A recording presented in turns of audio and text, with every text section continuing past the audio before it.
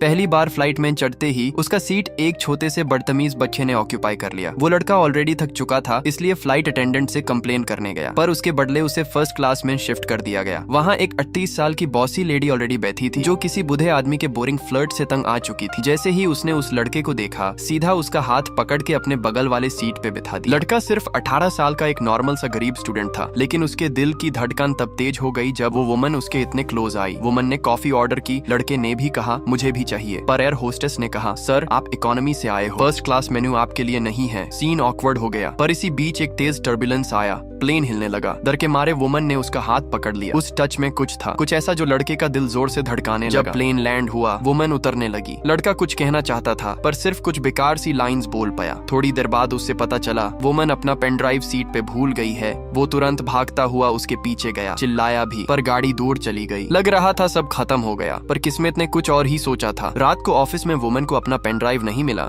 तो टेंशन में थी। तभी उसके लैपटॉप स्क्रीन पे एक छोटा सा स्टिकी नोट लगा दिखा। उस पे एक फोन नंबर लिखा था। फोन उठाया था वाही प्लेन वाले यंग लड़के ने। एड्रेस सुनते ही वुमन तुरंत वहां पहुंच गई। भीड़ में लड़का उसे हाथ हिला के बुला रहा था और सीधा एक बर के अंदर ले गया। बर का नॉइजी माहौल देख के वुमन थोड़ा अनकंफर्टेबल हो गई, लेकिन लड़का बड़ा खुश था, सब दोस्तों को इंट्रोड्यूस कर रहा था। वुमन बस जल्दी से अपना पेन ड्राइव लेना चाहती थी, पर लड़के ने बोला वो उसके घर पे छूता है और बोला चलो मेरे स्कूटर से ले आते हैं। वुमन ने हाँ तो बोल दिया, लेकिन जब देखा वो पिंक सा थोड़ा पुराना स्कूटर है तो थोड़ा डाउट हुआ। लड़के ने कॉन्फिडेंटली बोला मेरी राइडिंग स्किल्स बेस्ट है। वुमन ने हेलमेट पहना, पर हेलमेट का बकल ही नहीं लग रहा था। लड़का हेल्प करने आया और उस मोमेंट का ऑकवर्ड एंगल बार में दो लड़कियों ने फोटो लेके ऑनलाइन डाल दिया। फिर लड़का उसे अपने घर ले गया, जो पूरा मेस था। टेबल के नीचे खोज कर उसने फाइनली पेन ड्राइव दे दिया। वुमन बस एक थैंक यू बोल के निकाल गई। लड़का उसे कॉफी ऑफर करना चाहता था, पर इतना नर्वस हो गया कि बोल ही नहीं पाया और बस उसके जाते हुए देखता रह गया। अगले दिन ऑफिस आते ही वुमन ने नोटिस कि सब लोग अजीब नजर से देख रहे हैं, जैसे कुछ छुपा रहे हो। तब रिसेप्शनिस्ट ने एक फोटो दिखाई। कलबर वाली वो ऑकवर्ड हेलमेट वाली फोटो वायरल हो चुकी थी और अब कंपनी के बड़े बॉस को भी पता चल गया था।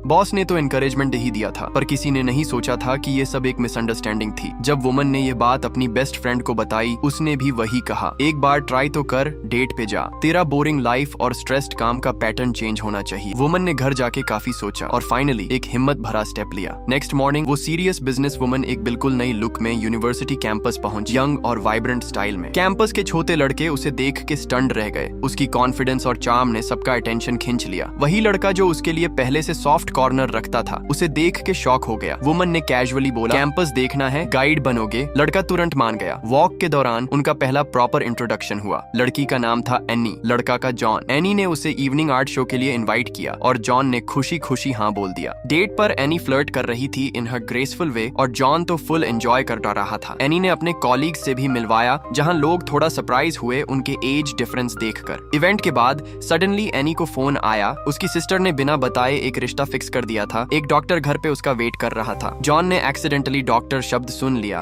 और तुरंत सीरियस हो गया। क्या कोई बीमर है? एम्बैरेसमेंट अवॉइड करने के लिए एनी ने झूठ बोल दिया, हाँ घर में कोई बीमर है। जॉन इंस्टेंटली रोड पे भाग के टैक्सी रोकी, अंदर के पैसेंजर को निकाला और बोला अर्जेंट पेशेंट को हॉस्पिटल ले जाना है।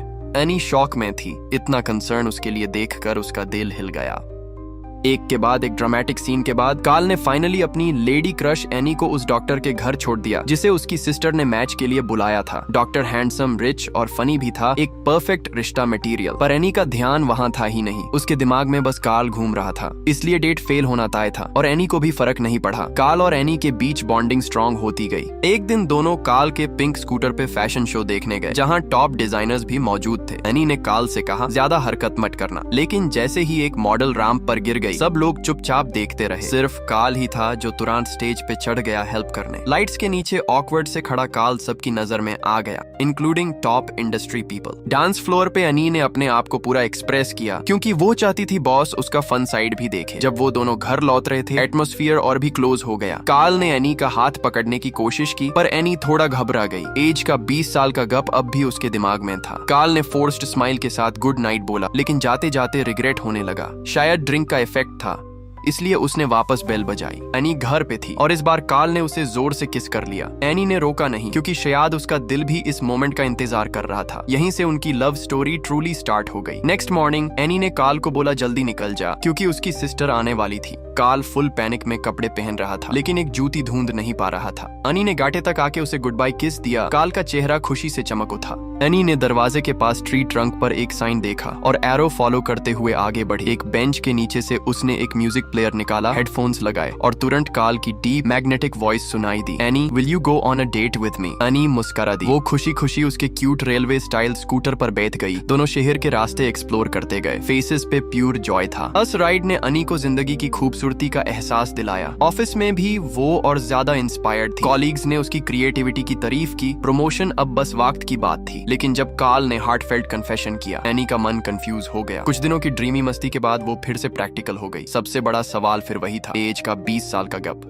कार्ल कुछ कह ही नहीं पाया, बस चुपचाप एनी को चला जाने दिया जैसे उसकी पूरी दुनिया टूट गई हो। वो दिन रात उदास रहता, सोते जागते बस एनी को याद करता। उसे लगा था उन दोनों का कनेक्शन कब का खत्म हो चुका है। लेकिन कुछ महीने बाद एनी के कंपनी को एक मैगजीन कवर के लिए एक फ्रेश फेस चाहिए था। बॉस ने कई मॉडल्स ट्राई किए पर वो फील नहीं आई। तब उसे याद आया फैशन शो वाला लड़का कार्ल। बॉस ने इंसिस्ट किया, ब्रिंग योर बॉयफ्रेंड। एनी मजबूरन कार्ल के पास गई हेल्प मांगने। शूट के दिन कार्ल वहाँ आ गया। एनी चाहती थी ये मौका उनकी लव स्टोरी रिवाइव करने का बने, लेकिन तभी एनी के एक फ्रेंड ने सच बताया, कार्ल सिर्फ एक करियर मूव का पार्ट था। ये सुनकर कार्ल का दिल टूट गया। फिर भी एनी के लिए उसने शूट कंप्लीट करना चाहा, पर जब फोटोग्राफर ने बार बार इंसल्ट किया, कार्ल के अंदर का गुस्सा और दाढ़ फट गया। वो सीन छोड़कर निकाल गया। एनी तुरंत उसके पीछे भागी, रोकती रही, पर कार्ल अब चुप नहीं रहा। सारी फीलिंग्स एक साथ उसके दिल से बाहर आ गई। कार्ल गुस्से में बोली, वाह भाई वाह, मुझे तो कुछ दिखा ही नहीं। मैं कोई अवार्ड जुरी नहीं हूँ, लेकिन ये एक्टिंग, एक छोटी सी ट्रॉफी तो बनती थी यार। बेस्ट रोल इन, बिस्तर पे जम के एक्टिंग करने वाली, जिसे लगा प्रमोशन मिलेगा अगर थोड़ा इमोशनल बन लो। और विनर कौन? एलिस तार्तोस या तोर्तोस, जो भी हो, जोरदार तालियां हो जाए मैडम के लिए।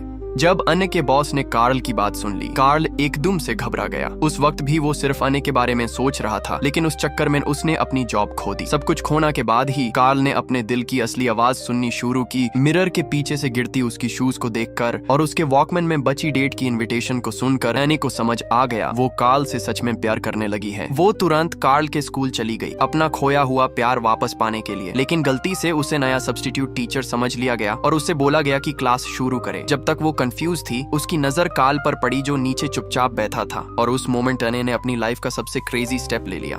अने बोली, मैन बल्थाजार के लिए हमेशा यूजलेस थी, पर उन रातों में मैन सिर्फ एक्टिंग नहीं कर रही थी, वो सब सच था।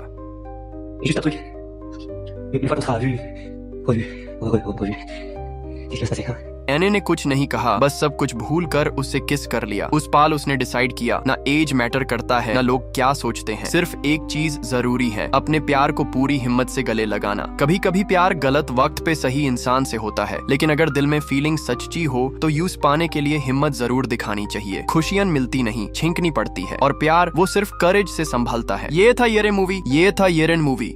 पसंद आए तो सब्सक्राइब जरूर करो। शुक्रिया।